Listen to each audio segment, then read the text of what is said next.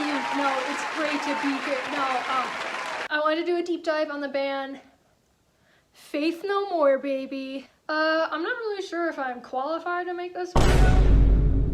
I highly recommend checking out Scooped Mid's video on this topic. It's a really great video. He makes a lot of good points about all the albums that Faith No More came out with, as well as just the history of the band itself. And the editing is like professional quality. My cat's just ripping up my couch real quick, sorry. So I might be making a couple references to that video in this one, so I highly recommend checking it out. I will put it in the description, but you should check it out after you watch this one. Okay, so like I said, this video is gonna be a little bit different than my last one, because this one I'm gonna be diving into the whole band itself and not just one album and then talking about everything on that album. As much as I would love to do an individual video on every single Faith No More album, I don't think I can do it, guys. I think I will literally explode. So since this video is about the band itself and going through each and every one of their albums, their whole discography, it's probably important that I talk about the history of the band just a little bit. So the band was originally named Sharp Young Men, but then they quickly changed it to Faith No Man, while Mike Morris was the singer. Shortly after Mike Morris left the band, they renamed it from Faith No Man to Faith No More, because the man, Mike Morris, left the band. So no more man. It's kind of like a whole play on your faith in humanity type of name. So they actually had a ton of different singers before they found the one who's singing now. And they tried out a bunch of different people. Courtney Love was one of them. And it turns out Courtney just wasn't what they were looking for. They kind of had like an idea that they just wanted a male singer. That's kind of just what they were looking for. And I think Courtney said something about how sexist the band was or something. Anyway, after that whole fiasco, they finally landed on singer Chuck Mosley. And they also landed on guitarist Jim Martin, because they were looking for a guitarist at the time too. And Jim Martin's going to be pretty prevalent throughout the next 4 albums I'm going to be talking about. So strap in, get ready. With that being said, let's talk about the albums. So contrary to popular belief, I am one of those insufferable Faith No More fans that doesn't really listen to their older stuff. I know, boo all you want, but it's just, personally, it's hard for me to get into Chuck's vocal style when I know who's gonna be the next singer. And the next singer is a way better singer. I'm not saying their old stuff is bad. I can definitely get down with it, and I'm about to talk about their old stuff anyway. I think this album gets a point across really well. Like, hey, we're here.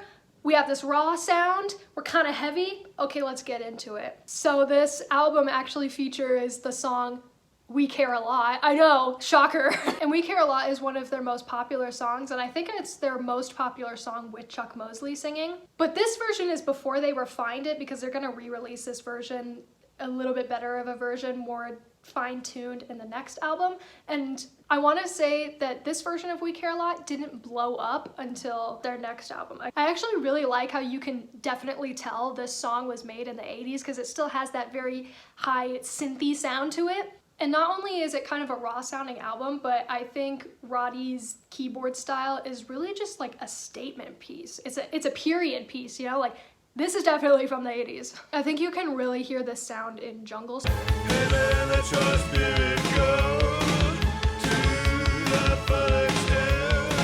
And then my favorite on this album, As the Worm Turns. I love that song so much. God, the keyboard is just so like, my only critique about this song is like, man, I wish the intro was just a little bit longer. Like, it just feels like they just jump right into singing. Like, I don't even get a chance to listen to the instruments repeat over and over and over again and not add anything new. Listen, I'm a Rush fan. I'm a Tool fan. I can get jiggy with long intros. I can get jiggy with like 20-minute songs, but I just think the intro being that long for that song specifically, it just doesn't really add anything, because they're not really like switching it up that much. I do love the lyrics in this song, because it's about being unemployed and kind of feeling bad about it, but like, don't worry about it. You're young. You don't have to worry about jobs and being an adult yet. Just don't worry about it, all right? Friday morning, the sunny and bright, like it's gonna be a good day. And it would be if only you had a job. This is very disappointing to admit on the internet, but because I am a Mike Patton worshiper, I do listen to his version of the song more that they released in the deluxe version of Angel Dust. I know it's Chuck's song, but Mike is just a way better singer. I'm sorry. First off, this is a great album name because Introduce Yourself, that's exactly what they did. They put themselves out on the scene. They were like, oh, you thought we were here on the last album? Well, we're here even more. This album definitely has some bangers. We Care a Lot, obviously, their most popular song at that time, and Song, which is a really personal song written by Chuck Mosley. And I think that's why it's such a good song, because it's so personal, and you're like, wow, I feel like I'm listening to this guy's diary right now. And like I said, We Care a Lot got really famous, and it was even the intro to the show Dirty Jobs, hosted by Mike Rowe. A lot of mics back then. Oh, God. I loved that show when I was a kid. Okay, perfect. Now they're finally settled in the scene. They're getting their name out there. They're getting popular. I sure hope nothing happened. Oh my God, they fired Chuck. Turns out if you fist fight band members and get so drunk you fall asleep on stage while performing, you're gonna get kicked out of a band. Well, actually, I should correct myself. He didn't technically get fired. Everybody just quit. So life hack, I guess if you're too scared to fire anyone, just have everybody but them quit. So now they're looking for a singer.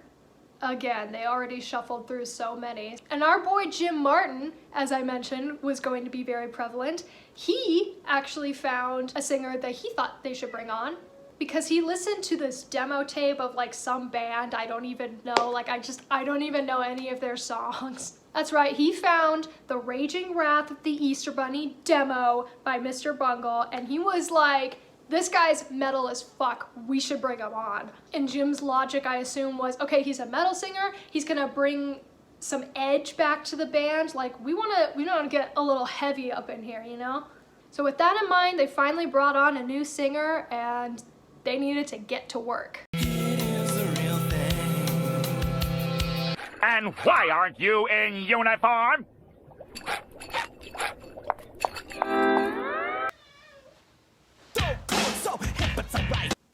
Unfortunately, bringing on the singer from Mr. Bungle just wasn't really a fit, and they had to find yet another singer. Just kidding. They went platinum, baby. So the band actually had all the music for the real thing already written out. They just needed lyrics and somebody to sing them. So when they hired on Mike Patton, he wrote all the lyrics in 2 weeks, sang them all, and then they were good. And they released the album just like that. They still really captured their raw sound with this album, which I really like, and it also has a really metal-y feel to it. So I think they definitely captured the sound that they were wanting and what they were going for. This album, absolutely, hands down, no skip album. We got great hits like Falling to Pieces, Surprise You're Dead, From Out of Nowhere, and of course, Epic. Epic was blowing up and they were like, we should make a music video for it. So they made a music video for it and the music video just exploded, and that's what made them go platinum. But with a lot of recognition comes a lot of controversy. So the first big controversy from this music video was the fish flopping out of water. PETA and animal rights protesters were like, this is cruel, this is inhumane, even though the fish was flopping out of water for like 5 seconds and it was in slow motion. I'm like 90% sure the fish did actually live. The band was just being sarcastic about it, not. The fish died! No, it didn't! Yes! Died a natural death. Everybody dies. Get used to it. You're gonna die. Does the fish live? Well, actually, we went through like about 20 or so fish because that one looked the best, but we did like, a bunch of other ones, but they just weren't going enough. Mm-hmm. So they all died. You had to find the... Oh, and just a little Easter egg for you guys. Let me know if you've also noticed this, but every music video since then, they've made kind of a nudge to the fish dying joke. So in a lot of their music videos, they show images of like fake fish dying or like fish out of water. Another controversy that came up from this video was because a dude on the same record label was scared and upset because some 20-year-old kid was copying his dance moves. I'm sorry, but you don't own the move. It's the 80s. Everybody's doing that. And also, you didn't invent music. Okay, I'm getting riled up. I need to calm down. Around this time, they also made a song for the world-renowned, amazing sci-fi film, Bill and Ted's Bogus Journey. Which, okay, why, real talk, real thing, why did they have to make an entirely new song for that movie? Because when their song is playing, it's when the robot Bill and Ted's kidnap them and are about to push them off the cliff and kill them. So wouldn't it make more sense just to put in Surprise You're Dead, which was a song that they already had released? It would have made so much more sense than the song that they wrote just for the movie. I don't know. Oh, it's because maybe the record label didn't give them the rights to... No, I don't care. Don't use your facts and logic. Surprise You're Dead would have fit perfectly in Bill and Ted's Bogus Journey, but whatever. Jim also makes a cameo in that movie as the head of the Faith No More Spiritual and Theological Center. Where is the Faith No More Spiritual and Theological Center? Because I want to go. One song on this album that's kind of more of a B-side that I really enjoy is The Morning After.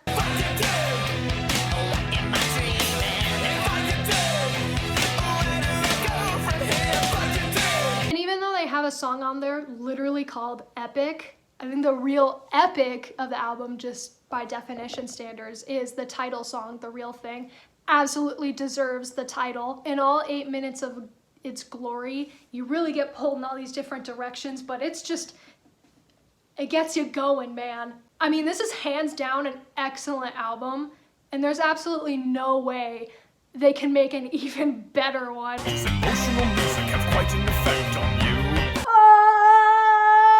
They did it! They did it! This is absolutely by far my favorite gay disco album. Inside you, there are two wolves. One is The Real Thing. One of you is Angel Dust. This album is so experimental, artsy, and it could be really dark and heavy at some point. So I think the title and the cover really fit the mood of the entire album. Like, I think Angel Dust with this beautiful, is it a crane? Is it an ibis? I don't know, this beautiful bird. I love how many different directions it pulls you while you're listening to this album. It's like you have no clue what you're going to expect, what you're about to, well, I mean, you kind of have an idea what you're about to listen to, but it's a roller coaster, and I love just feeling all after I listen to an album. Oh, and speaking of the album cover, this was actually by a photographer that Jim Martin enjoyed because he actually hated this this title. I'm gonna get more into Jim Martin throughout this period, but the band was like, we went with our title, here's a photographer that you like, Jim, trying to throw in something that Jim liked. It really shows what you're about to get into because it sounds beautiful, maybe, but it's a little bit dark, and I think that's what I really like about that. I love when things don't seem, they're different than what they seem. And you can really tell that Mike Patton definitely found his vocal style and his singing voice throughout this album. I think it's really commendable because he can hit those new lows, he can hit those new highs, and he doesn't get really nasally like he does in the last album. Listen, I love The Real Thing, but he definitely has moments where he sounds a bit like SpongeBob. The number one hit off of this album was Midlife Crisis. Obviously, it's a great song. And if you haven't heard any Faith No More songs prior to this album, you've definitely heard Midlife Crisis.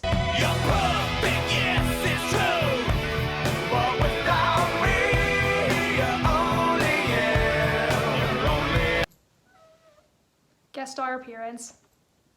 Hello. We got other fire tracks like Be Aggressive.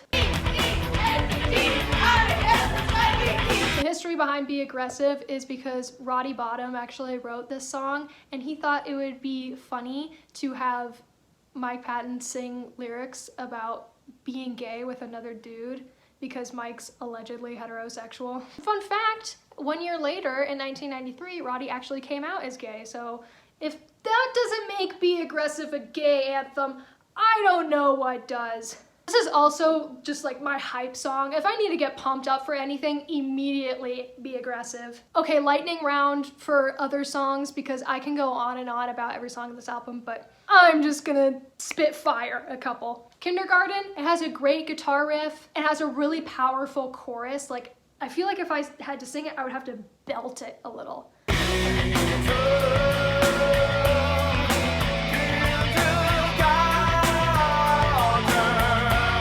And Malpractice sounds like a machine wrote it almost. You have that really chunky and robotic guitar.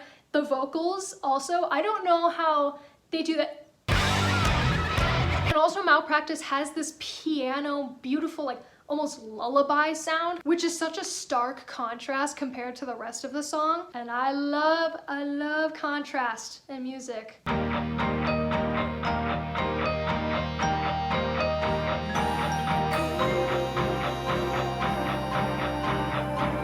I don't know, when that piano part comes up, like I almost shed a tear.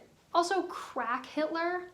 I feel like that's not a song that people talk about a lot, and it should, because it's so good. When I hear that whooshy wishy guitar sound, I'm like, I hold on to my seat like I'm about to get ready for this amazing slap pop bass. Fun fact about that song, it was actually written about one of the band's friends who was a crack addict, and I think he was homeless for a while before he went into recovery. And you'll hear that in the middle of the song when there's that little monologue. It modified my personality. Except that I was highly irritable. I was like a crack killer. A Small Victory might not be the most metal song on the album, but it's a great song. I think it just really captures the whole aesthetic of the album, if that makes sense. If you can visualize what the album looks like, I think that captures it really well. And the ooh part in the song. So since I'm talking about a couple songs on this album, it's probably important for me to talk about a couple afterthought songs that they stuck on the end. So the very first few releasings of the album, it ended at the song Jizz Lobber, which I think is a great ending to the album itself. And then after that, they released Midnight Cowboy Theme From. And I also think that's another great way to finish an album. It's chill, and it's kind of a breather from all the directions and emotions that you feel throughout this album. It's a palate cleanser, you know. So perfect. We had two songs that both end the album perfectly. Okay. So, update, we're gonna put a cover on that nobody asked for. Even though I didn't talk about this while I was talking about The Real Thing. The Real Thing features a cover of War Pigs by Black Sabbath, and everyone was like, oh, this is a cool cover. And then later on, I think they did this during tours, they started playing the cover of Easy by the Commodores, because even the band said that it's kind of funny to just see in a sea of people give you the finger because, like, really, they're at a Faith No More show and you start playing Easy. So they were like, okay, kind of a funny joke. Let's bring this idea to the studio. And then they recorded it and then they put it out on Angel Dust. And the original copies had Midnight Cowboy at the end, but now we're stuck with Easy at the end. And even though this was kind of just a joke that the band did, it's still kind of like, really, guys? It's just, I don't think it's a fantastic ending to the album. Jizz Lobber was great, Midnight Cowboy was great, and then like Easy,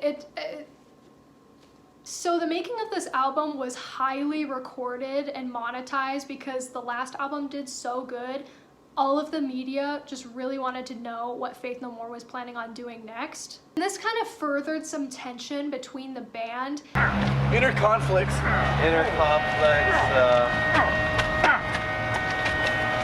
Classical feelings, sand dunes, pyramids. Because I don't know about you, but when I'm trying to get the creative juices flowing, I love a camera shoved in my face throughout the entire process. And you're probably thinking, uh-oh, band tension? We're not gonna lose another singer, are we? Luckily, no. But we did lose our boy Jim Martin. Basically, he didn't like what direction the album was taking. He just wanted a more metal band. And this album it was not what he was looking for. So it just kind of created tension throughout the band, and they ultimately decided to give him the old boot out because they were like, well, this is the direction we want to take and you're the odd one out, so bye. And that's totally fair. Creative differences happen all the time in bands, but open your mind. Now that we're down a guitar player, we really gotta lock in and find somebody who's really gonna lift up that creative spirit. So they found the one and only Trey Spruance. You might know him from popular bands like Undercover Bosses 2 and Mr. Mungle. I think he added a great feel to the album, and I was looking at an interview and apparently he said something like they were really in a creative rough spot after Jim left, and he kind of brought a couple new ideas to the table, which I think you can definitely hear in this album. Really hear his style come through in songs like King for a Day, Digging the Grave, and a little bit of General Art of Making Enemies. Not only did they struggle to find a guitar player, there was also a lack of keyboard on this album. So it definitely sounded a little different from their normal synthy kind of 80s inspired music. And you're thinking, why is there no keyboard? Is that just the direction the band wanted to take? No, it's actually really sad. So Roddy Bottum was actually struggling with a lot during this time. He was struggling with a heroin addiction, his dad was sick, his friend Kurt Cobain died, and I want to say he was kind of in and out of rehab at this time too. So he was pretty absent throughout the entirety of this album. So now that you know the history of the album a little, it's gonna make it a lot more sense to really get a feel for the sound. It's definitely unique compared to what they've released in the past, but I also think it's a pretty digestible album for just the general public, as long as you don't play like Kaka or Ugly in the Rain. Even though I'm talking a lot about the lack of original members in this album, I actually really obviously, I really like this album, and I would definitely put it in my top 3. It's just a good classic alt metal album. I think we can just all get jiggy with it. I like pretty much every song on this album as similar as the other albums because I'm a super fan, but I'm just gonna talk about a couple here and there. Evidence is a really good, like, romantic, oh my god, I'm being swooned song. Ironically enough, I think the song is about being cheated on, so don't send it to your crush because it sounds really romantic and then they look at the lyrics and they're like, gotta wash away the dust of every day.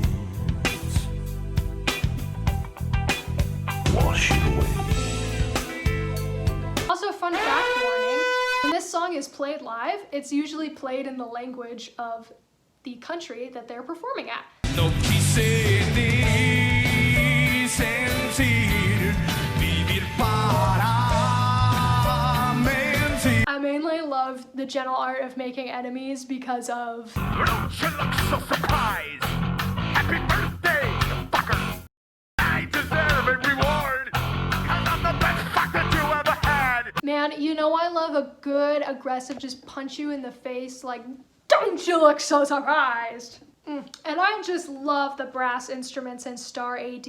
It sounds so big and famous that I don't know how to describe it. It's just really grand, and if you're like a star, that's a song you would play, right? It's all over and over and over and over.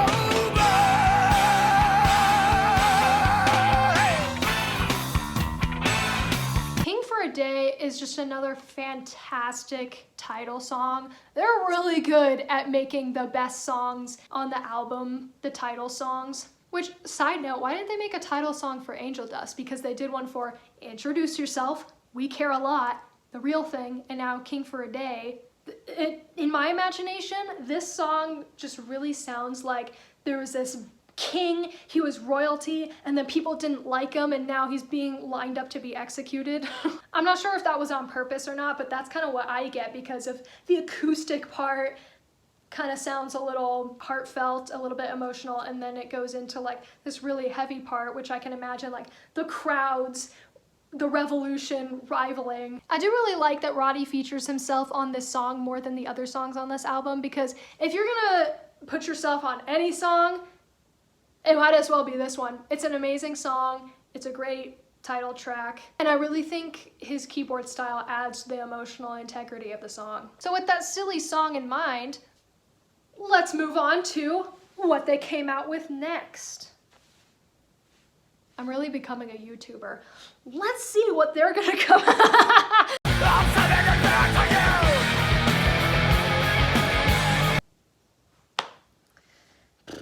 First rule of Album of the Year: we don't talk about Album of the Year. Guys, I gotta be honest, this album, it's not good. As a flaming Faith No More fan, I'm willing to admit that they can release music that's subpar, and that's okay. Not everybody can create a masterpiece. I think it just reminds us that people who are making music, whether they're famous or not, they're still people, and they're not gonna piss gold every single time that they release music. Spoiler alert, this album broke up the band. Well, okay, not specifically, but they all kind of collectively decided that if they were going to release another album after this one, it was going to be utter garbage. So we should probably ask ourselves, why was this album not good? Well, your environment certainly has a lot to do with your creativity. So it's not just because the band suddenly became bad. They just had a lot going on at the time. Patton was on his Disco Volante tour with Mr. Bungle, and he was flying back and forth to Italy to live with his then wife. Puffy was touring with Black Sabbath. Billy Gold was traveling Europe. So when they all came back and they tried to record something, they were just kind of like, I mean, it's okay. Let's just throw it on the album. I don't know. I think it's just safe to say that everyone was just collectively done with the band and they wanted to move on to other things and the other things that they were all working on at the time. Not to mention, Trace Bruins actually didn't stay in the band much longer after King for a Day, Fool for a Lifetime. He just recorded that album with them. He toured a couple shows, but ultimately he left the band, and then they hired Dean Menta to tour with them, and then when they got back to try to write this album, they realized he wasn't really much of a writer. He was more just kind of, he can play guitar, but he can't really come up with his own stuff. So they ultimately hired John Hudson. With all that being said, let's talk about a couple songs on this album that really kind of stick out to me now that you know the context and the environment and just how the band was feeling throughout the making. Last Cup of Sorrow is probably the only song that's like consistently good from beginning to end on this album, and I think second is Ashes to Ashes. Last Cup of Sorrow is a little bit repetitive, but that kind of thing doesn't really bother me in songs. And also, they had a really fire music video for this song. It's based off of the movie Vertigo. I mean, who can go wrong with Michael Allen Patton in a dress? Okay, I have a bone to pick with this song. Okay, hear me out. It slaps. It's so good. The instrumentals are really up there, and and the vocal style. Tie the knot, legends what you bought. And then the chorus comes on, and it ruins the song. Oh my god, I hate the chorus so much. It's so bland, and it doesn't fit with the rest of the song being so up there and creative. I can't dress up the dead man. I'm so disappointed because the chorus is supposed to be like this climax of a song. You're supposed to be leading up to a chorus, and it's just so lackluster and uncreative. Strip Search is an okay song. I don't mind it that much. And believe it or not, I think the music video for that song is just really disappointing. Like, hear me out. We see this guy, he's standing in the airport line, and then we get all these flashes to what he was doing prior to that, and it turns out this guy is a murderer, and he's about to flee the country. And as he's standing in the airport, he sees that security kind of has an eye on him, and he's like, oh shit, I gotta run. So he starts running in the airport and he gets tackled by airport security. And this entire time you're thinking, oh my god, like, what is he gonna do? This absolute criminal, he's gonna fight back. No, why would he fight back? No, he just admits defeat and gets just pinned down by airport security, and that's the end of the music video. How disappointing. We have this whole story and this character that's this huge criminal.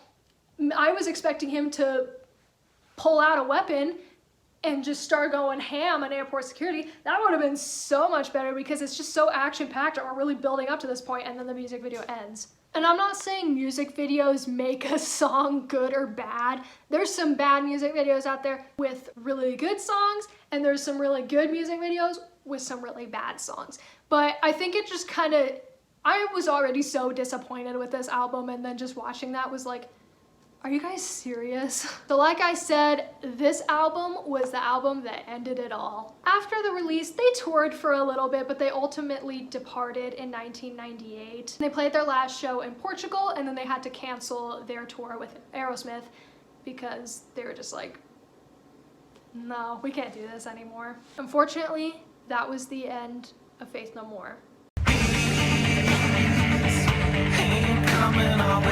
Psych! They reunited!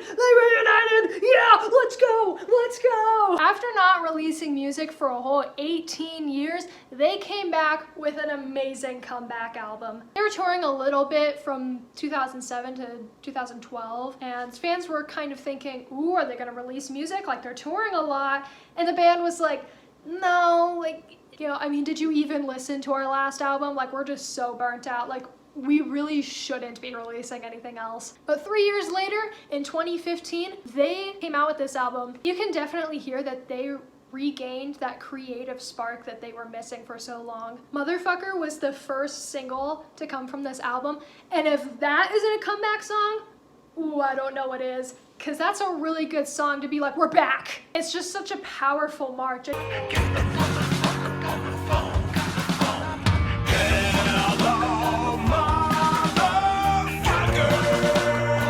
Superhero is another song that just has such a powerful feel to it, and you feel that in just the first 30 seconds, not even the first 10 seconds, you're like, whoa!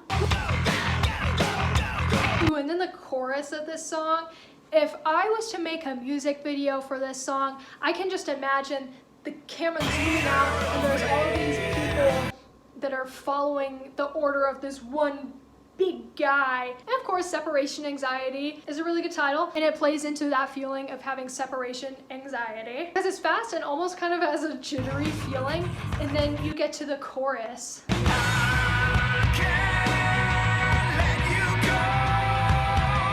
And it's just so beautiful. I love it. Can we talk about Matador for a second?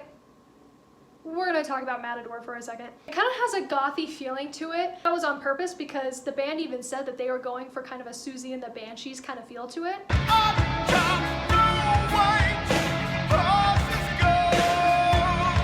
I just love when songs sound so big and emotional. Like a matador.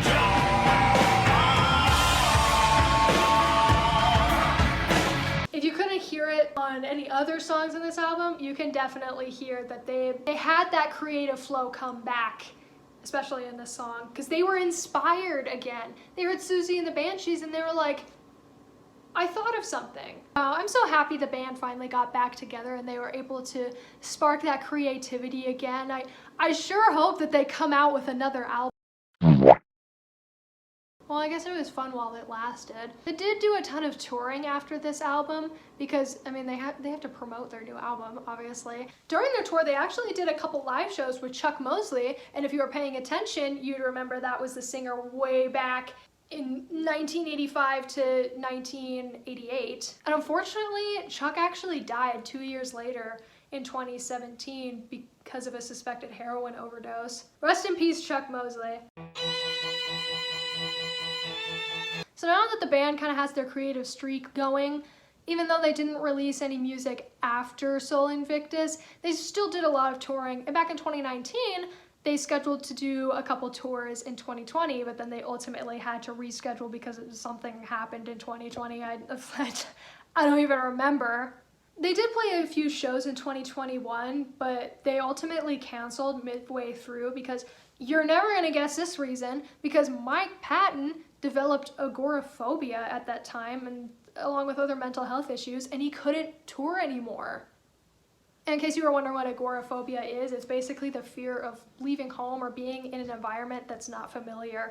So that's definitely hard to deal with when you're touring, because if you're scared to leave your home, you can't perform in front of thousands of strangers in a place you've never been before. Now, I know the tone of this video definitely shifted because we're talking about ex-members dying, not releasing music anymore, members having mental health issues. It's okay, we're gonna talk about where the members are now just to lift our spirits up a little bit. It seems like Roddy's doing pretty good, and he's in his own queer-based band with his partner Joey Holman, and the band is called Man on Man. And they actually just released an album back in July 2023, and it's called Provincetown, and it's kind of this synthy, artsy, almost poppy kind of sound to it. So I couldn't find much on what Mr. Crinkle's doing right now. He doesn't really have any social media, and it doesn't really look like he's making any music as of a couple months ago. So I'm just gonna assume he's probably just doing things retired people do. Billy did an interview with Veil of Sound, and I'll link that down in the description below if you want to take a look at that. And from what I found in that interview, it seems like he's just busy dealing with his own record company, Cool Arrow Sounds, and it looks like he released something in late October 2023. Well, even though he left the band in 1993, I couldn't leave out our boy Jim. He's still a huge part of it. I don't know what it is about Faith No More members and not having any information on what they're doing now in 2024, but oh my god, it was so hard to find out what these people are doing. The most recent thing I could find was a little more than 10 years ago, he played for Infectious Grooves. Pretty cool, but not really recent. And from what I found in interviews, he just doesn't really care about Faith No More anymore, and he's honestly surprised that people bring it up because in his mind, it's long gone, it's over. They left the band a really long time ago, so he's on to greater things now. Okay, I know I kind of left this on a sad note talking about his mental health issues in 2021, but in December 2022, Mr. Bungle came together and they did Knotfest in Brazil, and that kind of sparked it up a little bit. Mike was more comfortable being out on stage again, and they started touring again. Well, since he's busy with touring with Mr. Bungle, even now they're on tours, he's not really busy doing anything else. Psych, he's a music machine, and he's still coming out with music. He released a new song with Peeping Tom called Preschool Love Affair, which, banger. And it came out in October 2023, and I could have sworn it was more recent. At this moment in time, it looks like he's re-releasing some Phantomos records and ultimately just taking care of his record label, which is Ipecac Records. Since he's touring with Mr. B again, fans, including myself, are speculating, is Faith No More gonna come back? Because they just canceled tours, and then now Mike's doing stuff with Mr. Bungle after that. So everyone's like, new music? Tours?